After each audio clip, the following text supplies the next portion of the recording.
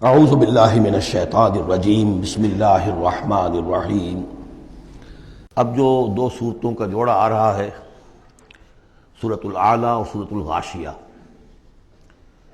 ان دونوں کے بارے میں یہ بات تو آپ میں سے بہت سے حضرات کے علم میں ہوگی کہ نبی اکرم صلی اللہ علیہ وسلم کا یہ معمول تھا کہ جمعہ اور عیدین کی نمازوں میں آپ ان صورتوں کی قرأت فرماتے تھے، پہلی رکعت میں سورۃ الاعلیٰ، دوسری رکعت میں سورۃ الغاشیہ۔ اور اس کی وجہ بھی صاف سمجھ میں آ جاتی ہے، ان دونوں میں تذکیر کا حکم ہے حضور کو، فذکر انما انت مذکر فذکر ان نفعت الذکریٰ۔ تو چونکہ جمعہ اور عیدین میں خطبہ ہے، باقی نمازیں جو ہیں وہ تو صرف قرآن پڑھا جاتا ہے، لیکن یہ کہ جن نمازوں کے ساتھ خطبہ ہے اس میں وہ تذکیر ہے، یاد دہانی ہے، اور اس کے حوالے سے پھر یہ صورتیں جو ہے حضور نے صلی اللہ علیہ وسلم ان نمازوں کے لیے گویا کہ منتخب کی۔ سبح اسم ربک الاعلیٰ، پاکی بیان کرو اپنے اس رب کے نام کی جو بہت بلند و بالا ہے۔ نام کا لفظ یہاں کیوں کہا گیا؟ اس لیے کہ ہمارا جو بھی کوئی ذہنی رشتہ ہو سکتا ہے اللہ تعالیٰ کے ساتھ، جہاں تک اس کی ذات ہے، وراء الورا ثم وراء الورا ثم وراء الورا، اس کا کوئی تصور ہمارے لیے ممکن نہیں، ہمارے تخیل سے، تصور سے، وراء الورا ثم وراء الورا، ہمارا جو بھی اس کے ساتھ ذہنی قلبی رشتہ ہے اس کے ناموں کے حوالے سے ہے۔ وَلِلَّهِ الْأَسْمَاءُ الْحُسْنَىٰ فَادْعُوهُ بِهَا، لہذا تسبیح بھی ہوگی اللہ کی، تحمید بھی ہوگی تو اللہ کے ان اسماء کے حوالے سے۔ الذی خلق فسوی والذی قدر فہدی، یہ چار الفاظ جو ہے بہت قابل توجہ ہیں۔ جیسے کہ اس سے پہلے ہم پڑھ چکے ہیں کہ تین الفاظ میں تخلیق کے عمل کو اللہ تعالیٰ نے واضح کیا تقسیم کرتے ہوئے، هو اللہ الخالق البارئ المصور۔ ایک شے کا پہلے ایک ذہن میں نقشہ بنتا ہے، پھر اس کا بالفعل اس کو پھر باہر جو ہے اس کا وجود آتا ہے، پھر اس کے فنیشنگ ٹچز ہوتے ہیں، پھر تصویر ہے اس کی۔ الخالق الباری المصور، یہ سورہ حشر کے آخر میں جو اسماء کا گلدستہ ہے سب سے بڑا قرآن حکیم میں، اس میں آخر میں یہی تین ہیں۔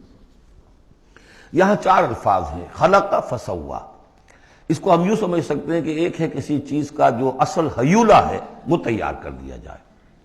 جس کی سادہ ترین مثال یہ ہے کہ بلڈنگ ہے، اس کا سٹرکچر کھڑا ہو گیا، اب اس کے بعد تسویہ ہے، اس کی چھان پھٹک کر کے اور اس کے سنوارنا ہے، اس کو، اس کے اندر ڈیکوریشن ہے، اس کے اندر مختلف جو ہے خوبصورتی کی چیزیں پیدا کرنی ہے، یہ تسویہ ہے۔ تو تخلیق ڈھانچہ کھڑا ہو جانا، اور تسویہ پھر اس کے اندر تمام چیزوں کو بہتر سے بہتر انداز میں فنیشنگ ٹچز دینا۔ والذی قدر فہدی، اب ہر شے کی جو کہ ان دو مراحل سے گزر چکی ہے، تخلیق اور تسویہ کے دو مراحل سے، اب اس کے لیے ایک اندازہ مقرر کیا جاتا ہے، اس کی کیا کیپیبلٹیز ہیں، اس کی کیا پوٹینشیلٹیز ہیں، یا یوں کہیے اس کی کیا لیمیٹیشنز ہیں۔ اب ایک انسان ہے، اشرف المخلوقات ہے، لیکن اس کی یہ لیمیٹیشن ہے کہ وہ اڑ نہیں سکتا۔ پرندہ ہے، چھوٹی سی چڑیا ہے، اڑتی پھرتی ہے۔ تو ہر ایک نوع کی لیمٹس ہیں، ہر ایک نوع کے لیے اللہ تعالیٰ نے اس کی ایک تقدیر، اس کا ایک اندازہ جو ہے مقرر کر دیا ہے۔ پھر انواع کی تقدیر مقرر، انسانوں کی بھی تقدیر ہے، وہ جو میں بتا چکا ہوں، شاکلہ جو بنتا ہے، وہ جو بھی جینز آئے ہیں وہ تو اس کے گویا کہ گیون ہیں اس کے لیے۔ کسی کو ذہانت والے ملے ہیں، کسی کے اندر جسمانی قوت والے زیادہ ہیں، کسی میں کوئی اور وصف ہے، تو یہ بھی اس کے لیے گیون ہے، اور اس سے اس کا شاکلہ تیار ہو جاتا ہے، اس کی شخصیت کا ایک سانچہ بنتا ہے۔ اب ظاہر بات ہے کہ اس کے اندر جو بھی اب وہ محنت کرے گا اس کے اندر اندر کرے گا، اس سانچے سے باہر نہیں نکل سکتا۔ جیسے انگریزی کی کہاوت کہہ لیجئے یا جو بھی اسے کہیں، کہ وہ کہتے ہیں کہ you can't outgrow your skin, یہ کھال جو ہے ہمارے جسم پر چڑھی ہوئی ہے، آپ کتنے ہی موٹے ہو جائیں، میں اور کتنا ہی پھیل جاؤں، لیکن کھال سے باہر تو نہیں نکلوں گا، کھال وہ پھیلتی چلی جائے گی، تو کھال کے اندر رہنا ہے۔ اسی طرح وہ جو سانچہ بن گیا ہے انسان کی شخصیت کا، نیکی کریں گے تو اسی کے اندر اندر کریں گے، بدی کریں گے تو اس کے اندر اندر کریں گے۔ اب اس کی کوانٹٹی جو ہے وہ اللہ تعالیٰ کے ہاں فیصلہ کن نہیں ہے، اللہ تعالیٰ یہ دیکھ لے گا کہ اس شخص کے اندر کتنی کیپیبلٹی تھی، اس کے حساب میں اس نے کیا کیا۔ ایک شخص 100 درجے تک جا سکتا تھا، وہ گیا ہے 50 درجے تک۔ ایک شخص جا ہی سکتا تھا 50 تک اور وہ 50 تک چلا گیا، تو وہ 50 تک جو ہے وہ 100% کامیاب ہو گیا، اور یہ جو ہے ناکام شمار ہو جائے گا۔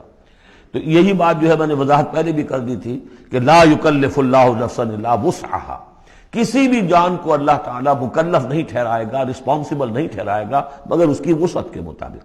یہ انڈیویجول سا جو ہے وسعت ہر شخص کی، اس کا شاکلہ، یہ گویا کہ اس کی ذاتی تقدیر ہے۔ فہدا، چوتھی چیز ہے کہ ہر شے کا ایک اندازہ مقرر کرنے کے بعد پھر ایک جبلی ہدایت اس کو دے دی جاتی ہے، چلو ادھر۔ پہلی جبلی ہدایت ہے جس کا ذکر آ جائے گا ابھی تھوڑی دیر کے بعد۔ جبلی ہدایت جو ہے وہ ہر بکری کے اندر ہدایت ہے کہ یہ چیز تمہارے کھانے کی ہے، یہ کھانے کی نہیں ہے۔ بہترین گوشت اس کے سامنے ڈال دیجئے وہ تو نہیں کھائے گی، تو جبلی ہدایت ہے اس کی۔ اور گوشت کی اور جو ہے آپ شیر کے سامنے بہت اچھی سبزیاں ترکاریاں لا کر ڈال دیجئے، وہ دیکھے گا بھی، تھوکے گا بھی نہیں، ان کو اسے گوشت چاہیے۔ یہ ہے ہر جبلی ہدایت۔ پھر جبلی ہدایت کے اوپر پھر ہدایت کے اور مراحل ہیں جو اللہ تعالیٰ دیتا ہے، پھر وہ اپنی کتابیں نازل فرماتا ہے، اپنے نبی بھیجتا ہے۔ یہ گویا کہ ہدایت کی تکمیل ہے، ورنہ ہدایت تو بنیادی طور پر جو ہے ہر جبلت کے اندر بھی اللہ نے ودیت کر دی ہے۔ تو یہ ہر کریشن کے لیے یہ چار الفاظ جو یہاں آئے، سبح اسم ربک الاعلی الذی خلق فسوی والذی قدر فہدی والذی اخرج المرعی، وہی ہے کہ جو نکالتا ہے چارہ زمین سے، فجعلہ غثاء احوا، جو شروع میں تو گھاس اگی ہے تو بڑی خوبصورت ہریابل جو ہے، اس کے بعد وہ سیاہ پڑ جاتا ہے اور چورا چورا ہو جاتا ہے۔ سنقرئک فلا تنسی، اے نبی ہم آپ کو پڑھا دیں گے، آپ بھولیں گے نہیں۔ یہ بھی وہی بات ہے جو سورہ قیامہ میں آ چکی ہے، لا تحرک بہ لسانک لتعجل بہ ان علینا جمعہ وقرآنہ، ہمارے ذمہ ہے، آپ یہ مشقت زیادہ اپنے اوپر نہ لیں، یہ ہم کام کر دیں گے، آپ کے سینے میں اس کو جمع کر دیں گے اور پڑھوا دیں گے، ترتیب بھی بتا دیں گے۔ سنقرئک فلا تنسی الا ما شاء اللہ، سوائے اس کے جو اللہ چاہے۔ تو اگر اللہ چاہے، فرض کیجئے یہ اس لیے بات کو واضح کرنے کے لیے، اللہ بلانا چاہے گا تو آپ لاکھ اپنی زبان کو حرکت دیتے رہیں، اللہ تعالیٰ کی قدرت سے تو آپ باہر نہیں نکل سکتے، آخر اللہ تعالیٰ قدیر ہے اللہ شے پر۔ لیکن یہ کہ یہ صرف اس امکان کو ظاہر کرنے والی بات ہے، اس کا یہ مطلب نہیں کہ اس سے یہ نکل آتا ہے کہ قرآن مجید کی کوئی آیت جو ہے اللہ نے بھلوا بھی دی محمد کو صلی اللہ علیہ وسلم۔ یہ ایسے ہی ہے، قل ان کان للرحمن ولد فانا اول العابدین، اگر اللہ کا کوئی بیٹا ہو تو سب سے پہلے میں پوجوں گا اسے۔ تو یہ اس طرح کی چیز ہے، الا ما شاء اللہ انہ یعلم الجہر وما یخفی، وہ اللہ تعالیٰ جو ہے وہ تو جانتا ہے، خواہ کوئی بلند آواز سے بات کہی جائے خواہ اسے چھپایا جائے۔ وَنُيَسِّرُكَ لِلْيُسْرَىٰ، اب یہ لفظ یہاں نوٹ کر لیجئے، یہ آگے بڑھ کر ایک مضمون کھلے گا اس سے۔ اور سہج سہج، تیسیر، یسر سے باب تفعیل، آسان کرنا، اور سہج سہج تھوڑا تھوڑا رفتہ رفتہ ہم آپ کو آسان بنا دیں گے۔ کس چیز کے لیے؟ یسرا، وہ بڑی جو آسانی ہے جنت وہاں پہنچائیں گے، اور جو بڑی کامیابی ہے دنیا میں دین کا غلبہ وہاں بھی پہنچا دیں گے، لیکن سہج سہج ہوگا۔ اس کے لیے اپنا ایک تدریج ہے جو ہماری حکمت میں، ہمارے علم میں ہے۔ ویسے ہم چاہیں آنے واحد میں کر دیں، دین کا غلبہ ہو جائے، کوئی رہے نہ دشمن، آنے واحد میں تمام انسان جو ہے اور تمام جنات کو ابو بکر جیسا بنا دیں، ہم بنا سکتے ہیں۔ لیکن یہ کہ ہماری جو حکمت تخلیق ہے اس میں یہی ہوگا، تیسیر، آہستہ آہستہ، اور یہ فلسفہ آگے چل کر بہت کھلے گا۔ صدق اللہ العظیم۔